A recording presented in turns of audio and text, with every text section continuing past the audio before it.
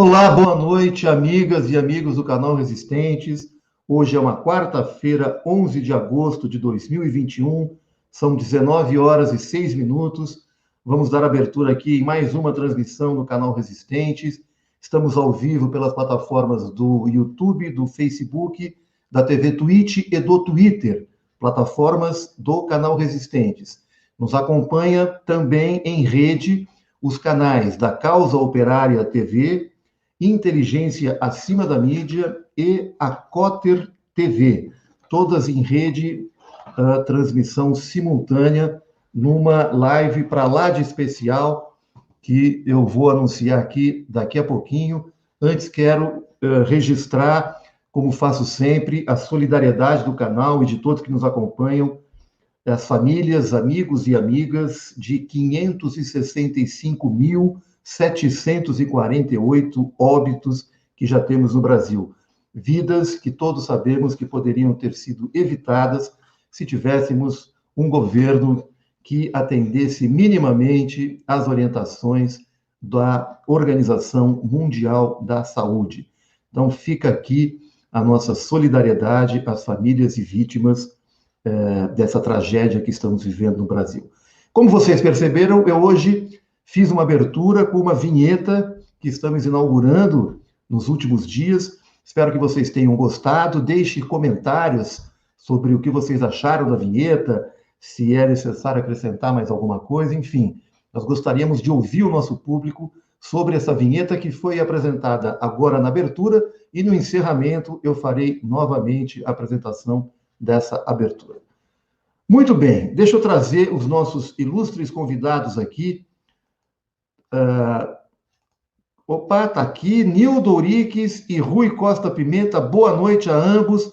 Nildo Ouriques é titular do Departamento de Economia e Relações Internacionais da Universidade Federal de Santa Catarina, onde ele preside o IELA, que é o Instituto de Estudos Latino-Americanos, e é também membro do Diretório Nacional do PSOL.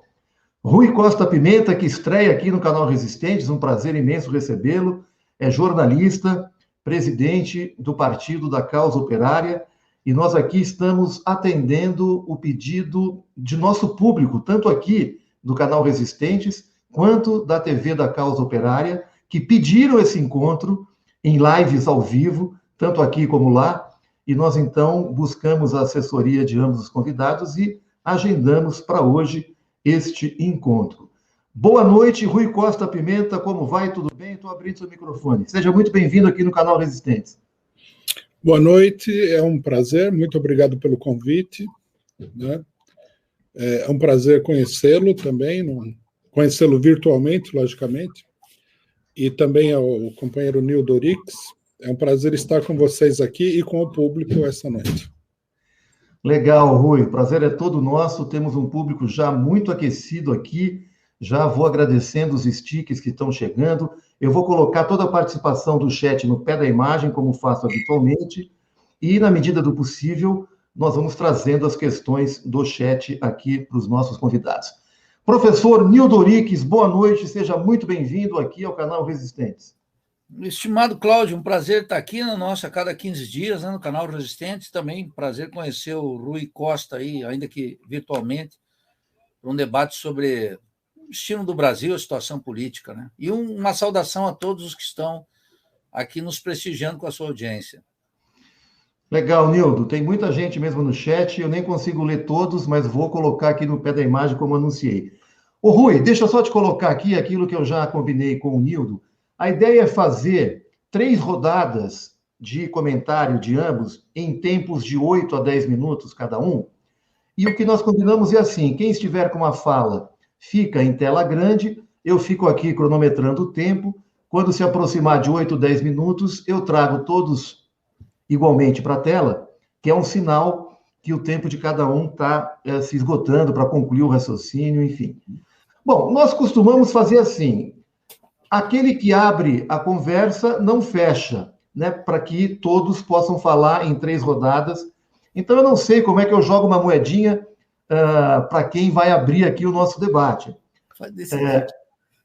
Bom, eu vou começar com com o Nildo, porque da última vez o Nildo ficou por último. Vamos deixar o Rui em seguida. Ô, Nildo, então deixa eu já te colocar aqui na posição. O Rui vai aquecendo os motores e a temática aqui do nosso encontro é justamente o diagnóstico e as alternativas da crise brasileira, né? Evidentemente que é uma iniciativa de um debate no campo da esquerda, como eu anunciei no nosso release, uma iniciativa que o canal Resistentes vem buscando, dado que há uma carência de um debate mais crítico, mais reflexivo, mais de fundo, das origens e causas da crise que estamos vivendo, né? Então, eu acho que aprofundar esse debate no campo da esquerda é uma contribuição que a gente faz para o público e temos a pretensão também de provocar o campo da esquerda neste caminho reflexivo. Então, Nildo, eu passo para você, quero te ouvir sobre o teu diagnóstico e queria também, rapidamente, vou pedir isso para o Rui também, ouvi-los sobre a cena, até certo ponto, patética, mas nem tanto, dos tanques que desfilaram ontem pela esplanada do Ministério, mostrando um certo sucateamento, mas que tem uma simbologia que ninguém pode negar, de intimidação e de constrangimento, né? Nildo, então começa com você, por favor. Bem, estimados, eu sempre ouço com muita frequência a ideia de que essa é a crise mais grave da República.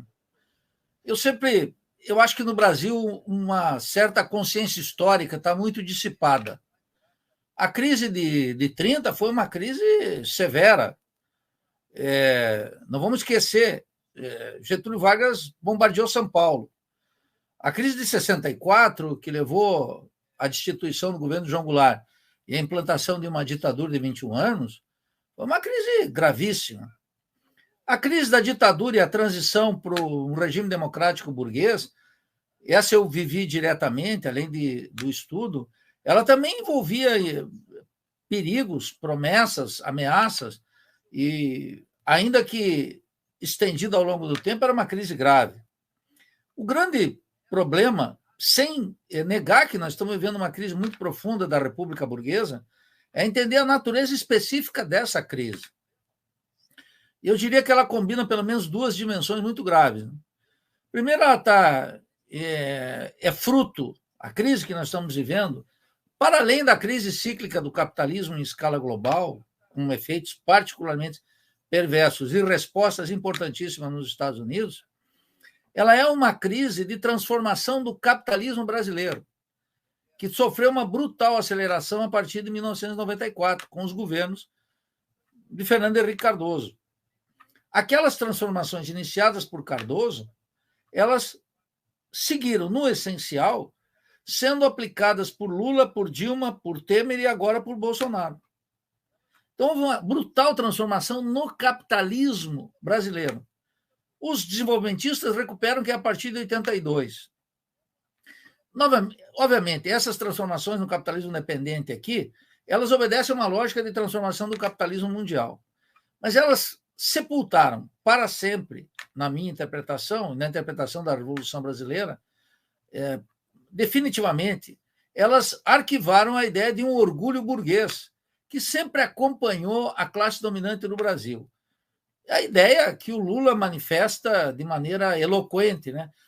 Eu vi uma entrevista do Lula há cerca de alguns dias para uma televisão alemã, e ele dizia: nós já fomos o 6º PIB do mundo. É o orgulho burguês, aquele orgulho burguês do Fernando Henrique, dos intelectuais da Unicamp e da USP, um certo orgulho que aqui tinha um capitalismo industrial complexo. É isso que naufragou. Na minha concepção, nós temos um capitalismo dependente rentístico, que demandaria uma conversa mais longa. Essa é a primeira determinação. A ideia de um país periférico, com capacidade industrial, uma burguesia industrial potente, uma burguesia agrária potente, bancária potente, comercial potente, essa, nos moldes que o desenvolvimentismo tratou, dançou definitivamente. Já tinha dançado em 64, mas agora de maneira muito mais grave. E a segunda, coincide essa transformação econômica e do Estado brasileiro com uma crise do sistema político, Cláudio. Uma crise gigantesca, que está atravessada pela emergência, em 2018, de uma proposta ultraliberal e de um presidente proto-fascista que vence as eleições, simulando estar contra a ordem. Essa é a grande contradição política do nosso tempo. É o que está atravessando tudo. É o que mostra o desfile de ontem. É o que mostrou a disputa das últimas eleições presidenciais e tudo indica. É o que está assinalando para as eleições presidenciais de 2022.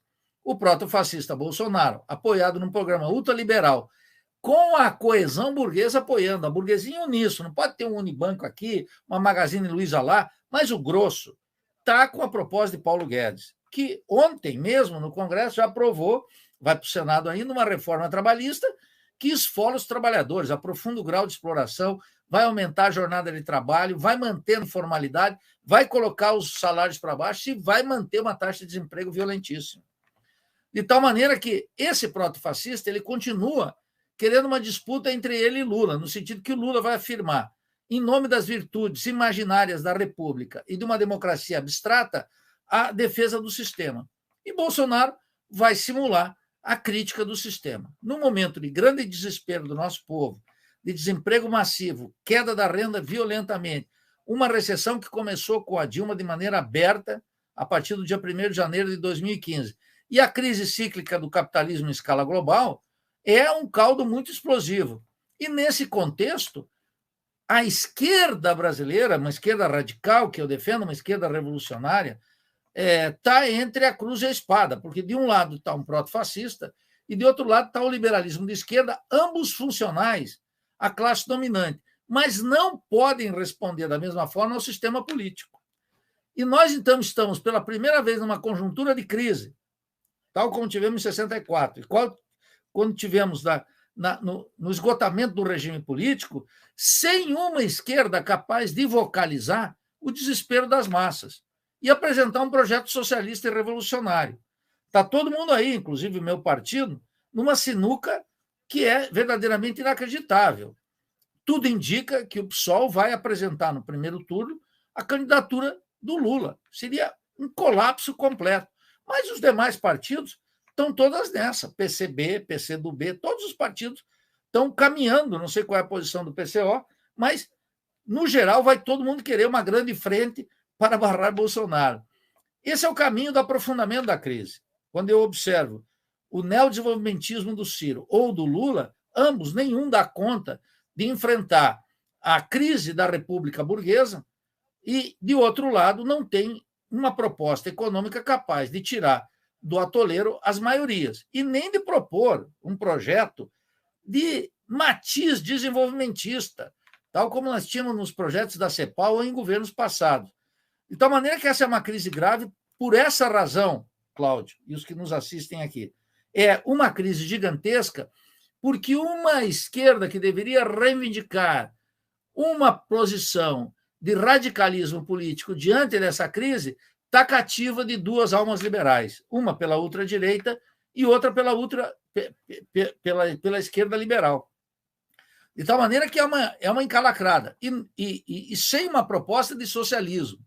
Eu acho que esse é o mais grave. A esquerda se fez liberal dessas últimas 2 décadas, julgando que é possível superar o tema da falta de soberania, a miséria das massas, a subordinação do país, o raquetismo tecnológico, o colonialismo cultural, o caos urbano, o desmatamento, etc., dentro do sistema.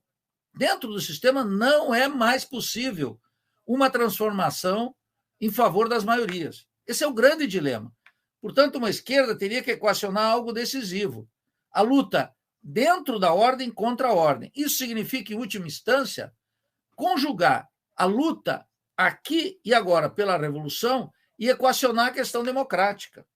Quer dizer, durante muito tempo aqui no Brasil, não é assim em outros países latino-americanos, e o bom marxismo ensina que não deve ser assim, que a luta não deve ser pela democracia, a luta deve ser pela revolução e pelo socialismo. Nós não temos nenhum casamento estratégico com a democracia burguesa e a revolução não pode ser um prolongamento do liberalismo ilustrado europeu, que aqui nunca cravou raízes profundas. Essa é a raiz da crise que nós estamos vivendo e o dilema da esquerda, Cláudio. Muito bom, Nildo. Estamos com mais de 400 pessoas ao vivo Quero pedir a todos que estão nos assistindo, que ainda não são inscritos no canal Resistentes, que se inscreva, não só aqui no canal, mas em todos os canais que estão nos acompanhando, a Cotter TV, a Inteligência Acima da Mídia, a Causa Operária TV, todos aqui acompanhando com muita atenção essa live. Então, quero aproveitar essa audiência muito alta para pedir inscrições nesses canais, para aqueles que puderem se tornar membros também dos canais, que façam, e para aqueles que puderem também contribuir com sticker, superchat aqui, pelas linhas do chat, também tudo isso fortalece as receitas aqui do canal Resistentes. Rui Costa Pimenta, vou passar a palavra para você, mas antes eu queria considerar um aspecto que eu acho fundamental nessa nossa conversa.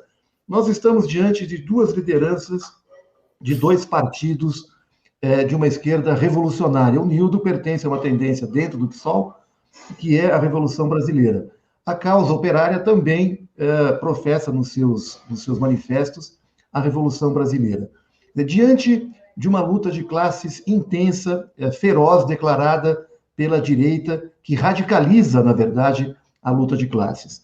A Revolução Brasileira seria a resposta à altura para essa radicalização da direita? Passo para você, Rui. Bom, boa noite a todos. Eu acho que, vendo assim os primeiros momentos do programa, que a expectativa é de uma análise que vá além da análise mais imediata da conjuntura, né? Quer dizer, que nós tocaríamos aqui temas estratégicos. Eu vou procurar apresentar uma concepção do problema, né, bastante panorâmica para a gente chegar na situação atual. Eu acho que, se nós formos falar em revolução, a primeira preocupação nossa é de analisar quais são as condições objetivas, né, dentro do desenvolvimento, dentro do movimento da economia capitalista, internacional e nacional, que podem propiciar, que podem facilitar uma solução revolucionária, né? Então, nesse sentido, eu acho que nós temos, aqui tem um problema conceitual que eu gostaria de apresentar, que muita gente na esquerda não apresenta isso, que é o seguinte: o capitalismo é um sistema econômico esgotado. Agora, esse esgotamento, ele não é um esgotamento linear, né? Nós tivemos aí um completo esgotamento, o sistema manifestou seu completo esgotamento no século passado, antes da Segunda Guerra Mundial e na Segunda Guerra Mundial. A crise de 29 foi uma espécie de ataque cardíaco que o regime capitalista teve. Aí nós atravessamos um período, né, que para nós é um período bastante longo, onde o capitalismo conseguiu uma determinada estabilidade, né? Isso deu lugar a muitas teorias direitistas, a direitização de vários partidos de esquerda e tudo mais. Mas esse período de estabilidade ele se encerrou definitivamente na década de 1970, 50 anos atrás. Os últimos 50 anos têm sido anos de uma vida bastante convulsiva do capitalismo, né? Nós tivemos aí um período de grandes mobilizações, né? O final da década de 70 foi um período de grandes mobilizações revolucionárias. Nós tivemos a Revolução no Irã, nós tivemos a Revolução polonesa, nicaragüense, etc. Para responder a essa crise capitalista, que é uma crise de superprodução, uma crise que elevou a inflação e a falência estatal nos principais países do mundo, lançaram a chamada política neoliberal. O imperialismo articulou uma resposta organizada, sistemática, que é a política chamada neoliberal, que consiste na destruição sistemática das forças produtivas para obter uma maior racionalização do capital, né? Por exemplo, a economia, né, da maioria dos países no leste europeu, para pegar o exemplo mais marcante desse período, ela foi, em grande medida, destruída para permitir, né, a criação de um mercado para as empresas imperialistas de outros lugares, né? Uma boa parte da economia da antiga União Soviética foi simplesmente liquidada, né? Isso aconteceu também em países capitalistas como os Estados Unidos, né? Países capitalistas desenvolvidos, países imperialistas, em países atrasados como o Brasil. O Brasil sofreu uma retração nos últimos 30 anos, industrial da ordem de 25%. Né? Quer dizer, nós estamos diante de uma grande calamidade econômica que é organizada pelo capitalismo. Os capitalistas, né, o imperialismo mundial, organiza essa catástrofe econômica, que é muito grande, e ele organiza isso na forma de uma grande destruição. Né? Resumidamente, é nesse panorama que a gente vê a situação política brasileira. Isso levou, né, essa política que se inicia na década de 1980, levou, no início desse século aqui, a uma situação revolucionária em vários países da América Latina. Nós tivemos aí o argentinaço, né, que foi uma situação revolucionária, embora a classe operária, o grosso da classe operária argentina não tivesse participado, mas a desestabilização foi muito profunda, provocada pelas massas operárias desempregadas e tal, cuspidas para fora do funcionamento normal do sistema capitalista. Nós tivemos aí uma insurreição na Bolívia, que derrubou 2 governos, né? Isso deu lugar a uma solução não propriamente revolucionária socialista, mas uma solução intermediária, que foi a eleição de vários partidos, né, e lideranças da esquerda moderada, que eu classificaria como sendo nacionalismo burguês, nos países, em vários países da América Latina, que buscaram, né, sem quebrar, né, a mola mestra do sistema econômico, procuraram dar impor uma certa contenção da devastação econômica existente. Né? Um desses casos é o governo Lula, né, que só chegou ao governo mesmo por força dessa situação catastrófica e da situação revolucionária nos países vizinhos. Esses governos atuaram muito moderadamente, não romperam com nenhum das questões fundamentais estabelecidas pelo imperialismo, mas levaram adiante uma política de ampliação do consumo, políticas que eu chamaria de paliativas. Né? Bom, ocorre o seguinte, né?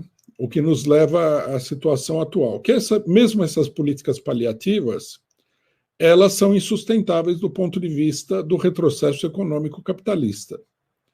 O capitalismo esperou que a situação se desenvolvesse, que esses partidos não conseguissem dar nenhuma solução mais geral, né, que nós poderíamos chamar aqui de estrutural aos problemas desses países, ou seja, que eles fracassassem para retomar o controle da situação. O problema é que a situação é tão aguda, né, é tão crítica, que esses partidos tiveram inúmeras vitórias eleitorais e não conseguiram perder efetivamente a sua popularidade no terreno em que eles se colocaram. Isso deu lugar, né, a uma retomada pelo imperialismo da política de golpes de Estado. Né? É muito clara em alguns países, como Honduras, por exemplo, como o Paraguai, como praticamente todos os países da América Latina sofreram isso. Isso é aí que se insere, né, o problema do golpe de Estado de 2016, que derrubou o governo da presidenta Dilma Rousseff. Não é que a Dilma Rousseff fosse nenhuma revolucionária, não é que ela tivesse rompido completamente com o imperialismo, nem nada. Simplesmente que a política de reformas, né, de esquerda do PT não corresponde, né, à receita que o imperialismo tem para superar a crise, que é atacar o mais profundamente possível as condições de vida dos trabalhadores, o que significa aumentar o rendimento do capital, né, através do empobrecimento dos trabalhadores, e atacar a economia nacional, eliminando empresas, eliminando determinado tipo de de ação estatal que afeta o mercado, como, por exemplo, a questão das aposentadorias, e abrindo caminho para uma maior lucratividade do capital em crise, né? Bom, eu acho que a primeira questão que a gente deve estabelecer claramente é o seguinte: o imperialismo não consegue conviver efetivamente com uma situação normal do ponto de vista político. Os golpes de Estado mostraram isso, né? E, ao contrário do que muita gente prega, que a situação estaria se normalizando, que a esquerda estaria voltando ao poder, não há esse movimento geral. O que há são exceções.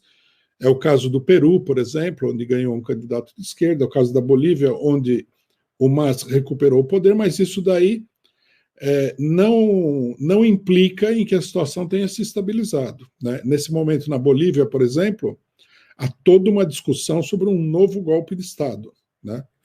O próprio governo Arce, que é um governo mais moderado ainda do que o governo do Evo Morales, lançou aí um grito de alerta sobre a possibilidade do golpe de Estado na Bolívia. Então, nós estamos vivendo nessa situação, né?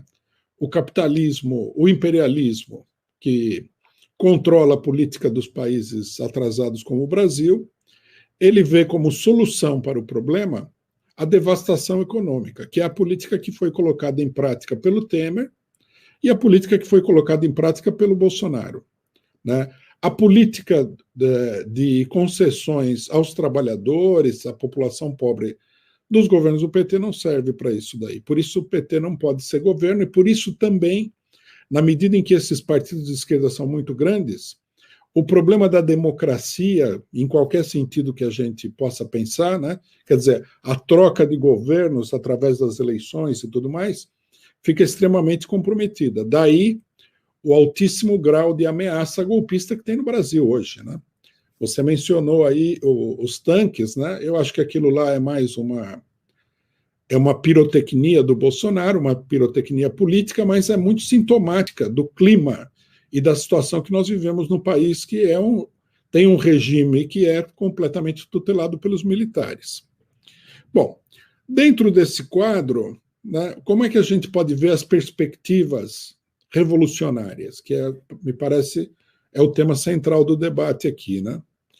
Eu acho que a situação ela é favorável, né, a um desenvolvimento revolucionário, que, na minha opinião, né, tem como ponto central, tem como eixo, o desenvolvimento de uma força política, de um partido que seja capaz, né, de impulsionar as tendências revolucionárias e, num dado momento, de tomar o poder, efetivamente, que é uma tarefa muito complexa. Teria que ser feita por um partido que estivesse bem preparado.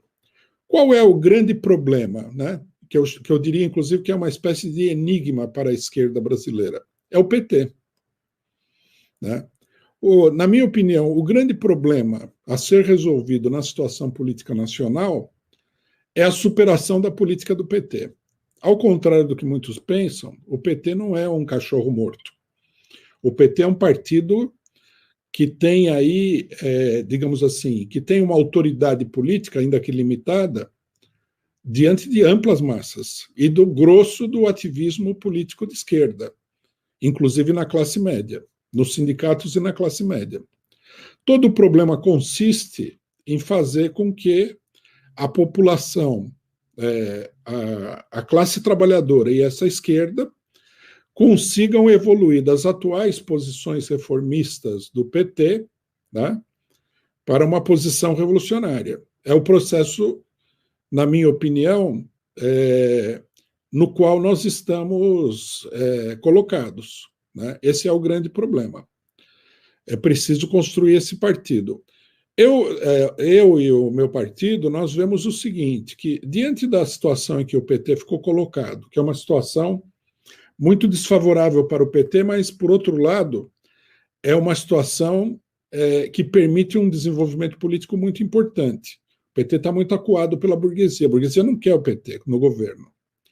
Então, o PT está obrigado a travar uma luta, apesar de todas as suas deficiências, contra a burguesia e contra o imperialismo. E eu acho que o papel daqueles que querem construir um partido revolucionário seria o de acompanhar, se não a direção do PT, com a qual nós mesmos temos muita divergência, mas a grande massa dos apoiadores do PT, né, durante todas as etapas políticas de luta. Por exemplo, eu acho que uma parte expressiva da esquerda errou em não se colocar contra o golpe, achando que o golpe contra o PT não era importante. Acho que foi um erro colossal. Alguns partidos praticamente se destruíram na esquerda, né, o caso do PSTU.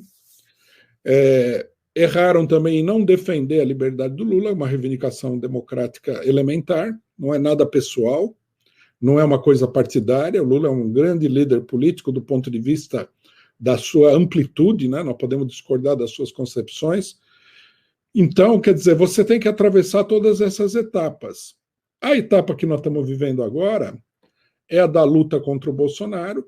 Eu acho que a esquerda, de novo, está falhando ao não tomar essa luta como uma luta de uma maneira coerente, de uma maneira consequente, né? A esquerda não está fazendo isso, quer subordinar essa luta ao parlamento, a CPI da Covid, etc. e tal. É preciso impulsionar isso, era preciso dar a essa luta uma pauta mais ampla, né? E aqui se coloca o problema, né, que evidentemente é uma divergência com o companheiro Nildo Orix, pelo que ele falou.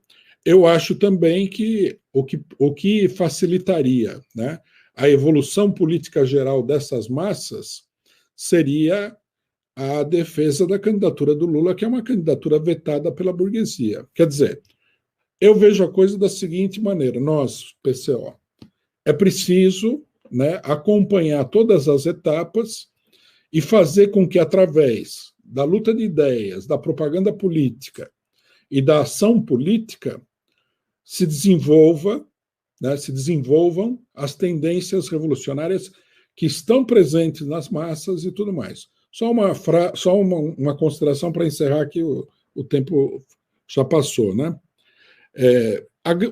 Além do problema do PT, que é um problema complexo para ser administrado, nós temos outro problema, que é o refluxo já muito longo da classe operária brasileira devido à destruição econômica do país, a destruição da indústria nacional e de praticamente todos os países, né?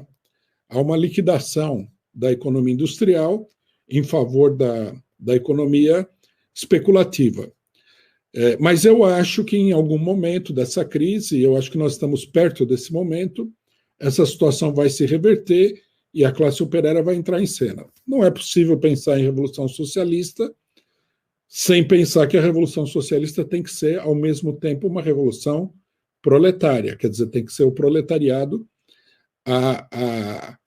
o agente fundamental dessa transformação. E ele está muito paralisado nesse momento pelos acontecimentos anteriores.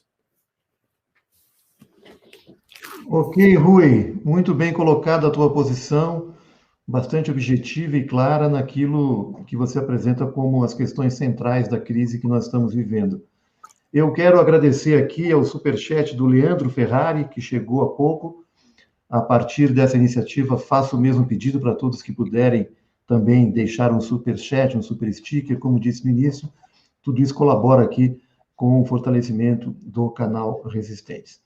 Bom, Nildo, eu vou passar para você, para ser equânime, eu vou permitir de 10 a 15 minutos agora a tua fala, e assim, alguém perguntou aqui no chat qual é o tempo previsto.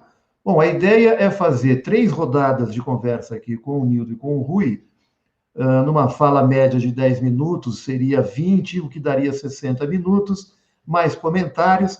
A ideia é ficar 1h15, 1h20, no limite 1h30, com essas duas brilhantes cabeças aqui para a conversa tão boa que nós estamos levando.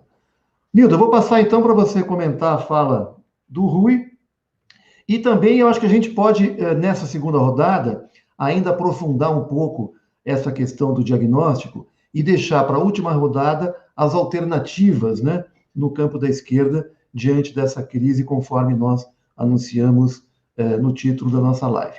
Passo para você então, Nildo. Bem, Cláudio, veja, eu acho que é importante a gente localizar nessa conversa aqui onde é que estão os pontos de acordo e os pontos de divergência sobre a interpretação da nossa crise. Ao contrário do Rui, eu considero que a onda de nacionalismo que nós tivemos na América Latina ela foi muito diversa. E certamente ele estará de acordo comigo que nós teríamos que analisar caso a caso. O caso do nacionalismo cubano é um, tem uma larga trajetória. O caso do nacionalismo venezuelano é outro. O caso do nacionalismo peronista, com o casal Kirchner, é de outra natureza.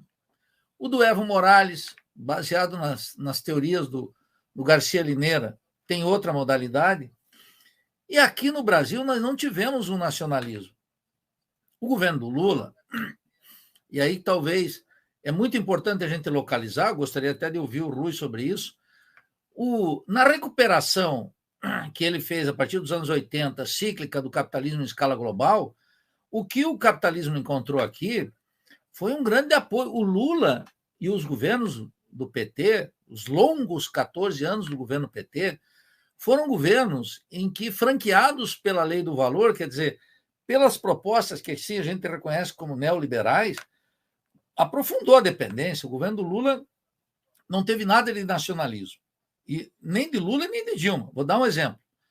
A lei da partilha foi escandalosamente discutida e pactada entre Dilma e José Serra, que deixou o Lindenberg Farias e o meu amigo Requião pendurados na brocha no Congresso quando o governo tinha maioria, e aprovaram uma lei que era francamente favorável e inspirada na Embaixada de Washington. Mas isso, digamos que é só uma parte final já. Nem vou falar da lei antiterrorista aplicada pela Dilma, e nem vou falar do veto à auditoria da dívida pública.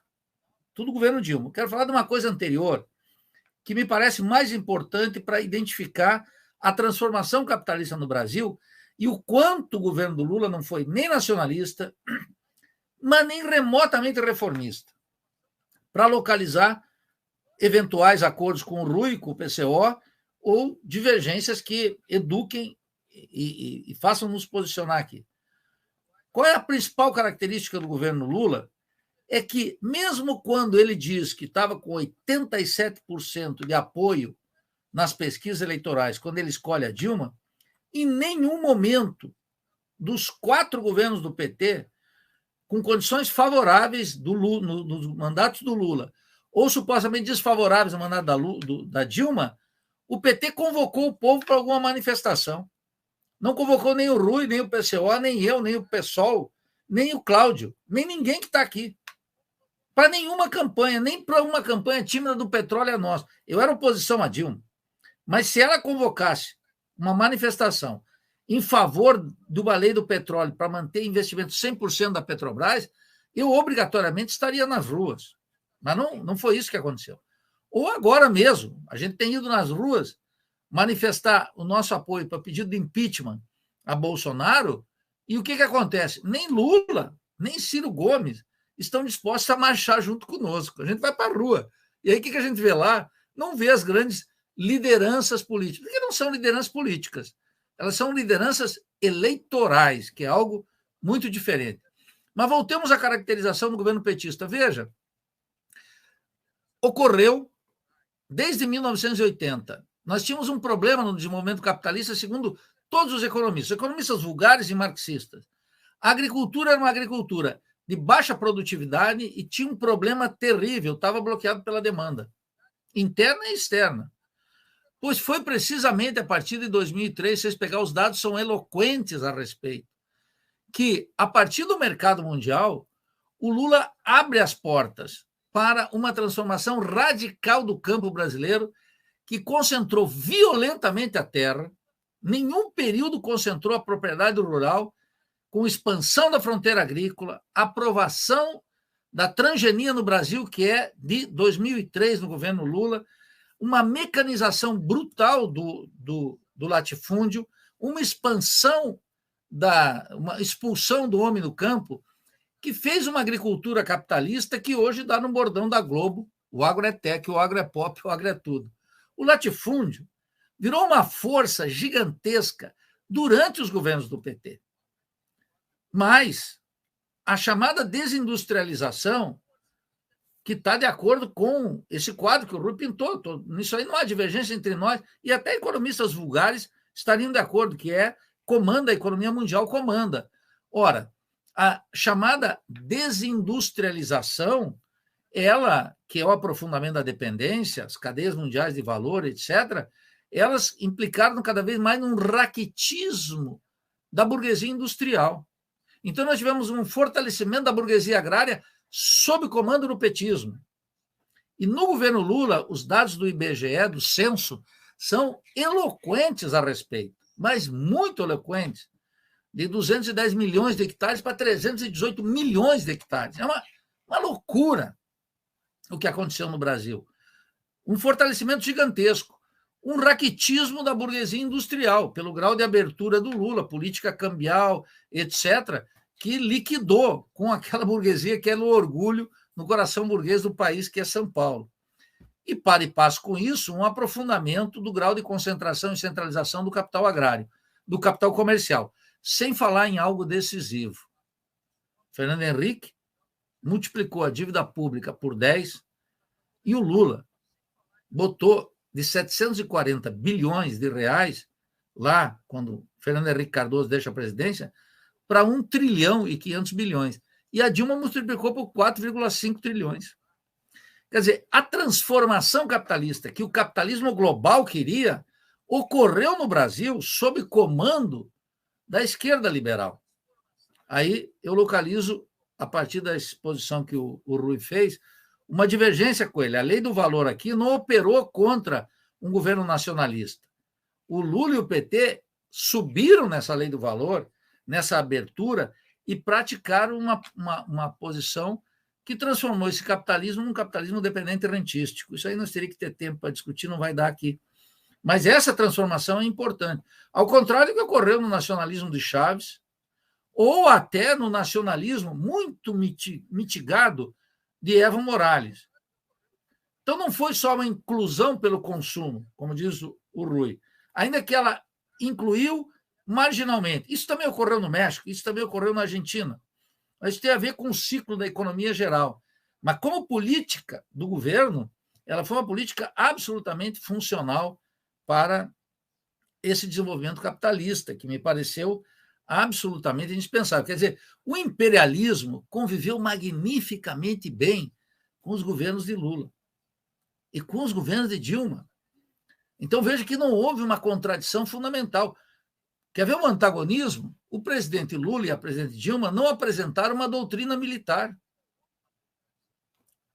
Veja essa catástrofe aí, Cláudio, que tu menciona aí, do desfile militar ontem, que é uma coisa perigosa, porque denota a hegemonia pró-estadunidense, portanto, vende-pátria, da maioria dos generais que apoiam esse sistema, que é uma vassalagem do Brasil. E, na prática, funciona como um puxadinho de Fort Benning, do Comando Sul dos Estados Unidos. As Forças Armadas estão completamente integradas na lógica de Washington. Esses generais que hoje se pavoneiam aí, foram todos eles colocados em missões internacionais pelos governos do presidente Lula e da presidente Dilma. E ele, nesse momento, não está discutindo ele não discutiu uma doutrina militar, no momento que na América Latina aparecia o adversário histórico da América para os americanos, né, de Monroe, que era o bolivarianismo. Um vaticinou em 23, o outro em 24, século XIX, naturalmente. De tal maneira que aqui não teve uma mudança. Os governos do PT foram funcionais à ordem burguesa global, ao contrário do que aconteceu com o Chaves, em alguma medida com a Bolívia e com a Argentina. Não importa a destituição da Dilma. A destituição da Dilma, ela ocorreu só porque a Dilma não queria a transformação radical e rápida. Ela queria a transformação radical que estava ocorrendo, mas não com a rapidez, queria os termos negociados com a classe dominante. E a classe dominante disse, olha, se vocês não fazem o que a gente queria até agora, vocês saiam.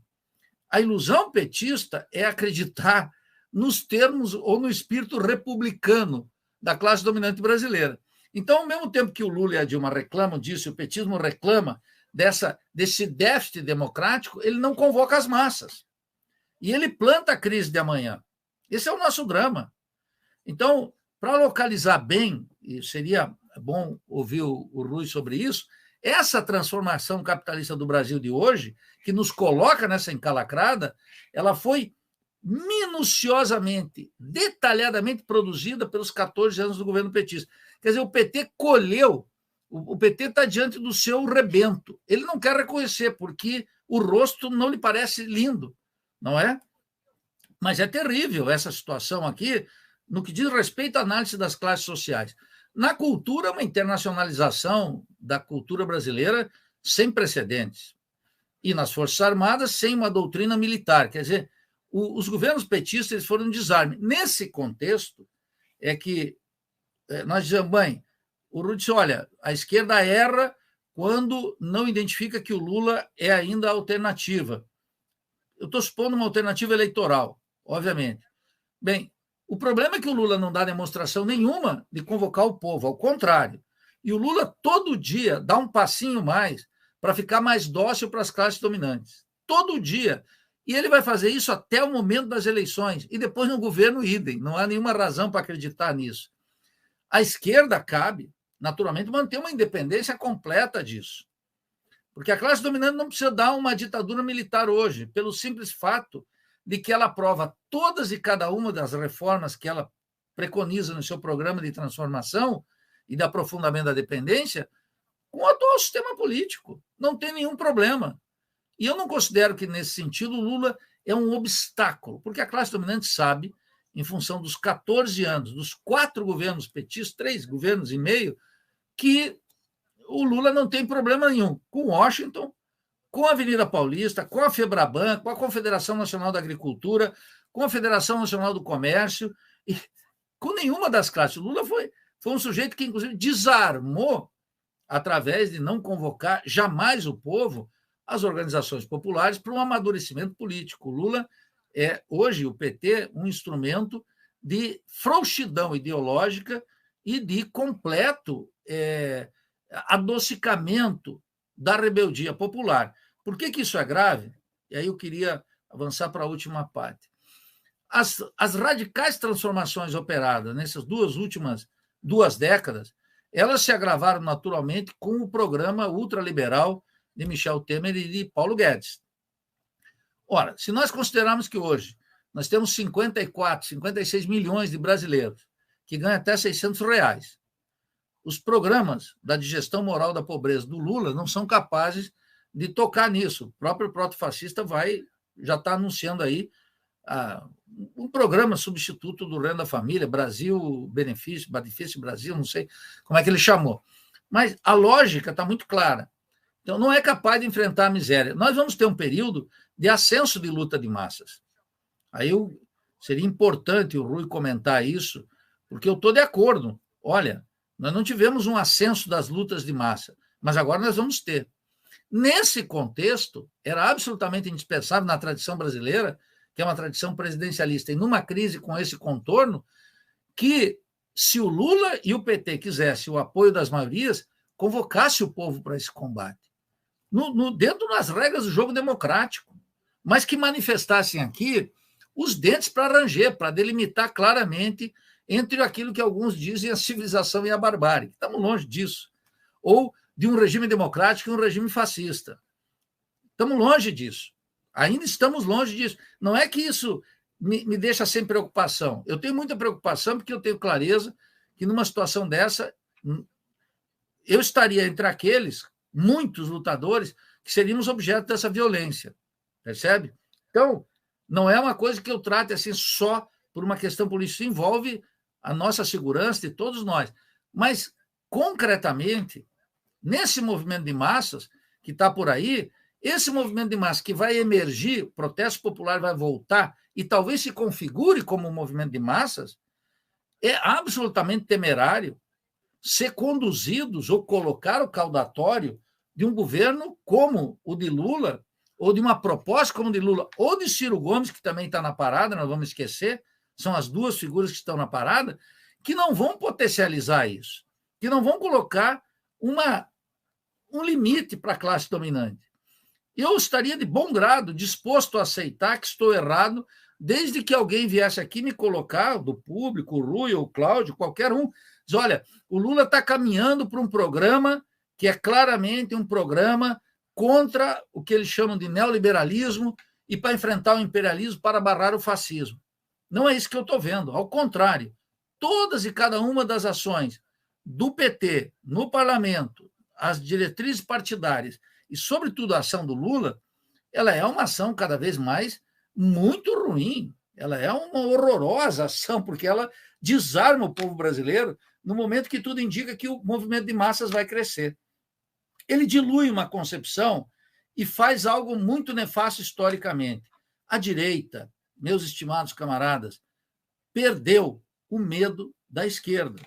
E perdeu o medo da esquerda precisamente nessas 2 últimas décadas. Perdeu o medo quando um partido que nasceu do protesto operário contra a ditadura se transformou numa peça de estabilidade burguesa. Só que se transformou numa peça de estabilidade burguesa no momento que a República Burguesa entrou em crise. Quem vocalizou o desespero, mesmo sob a forma de farsa e de engano, está sendo Bolsonaro, o que é terrível para nós. Então, aí é que eu localizo, possivelmente, uma divergência com a interpretação do Rui, do PCO e de tantos outros camaradas e companheiros de luta na esquerda.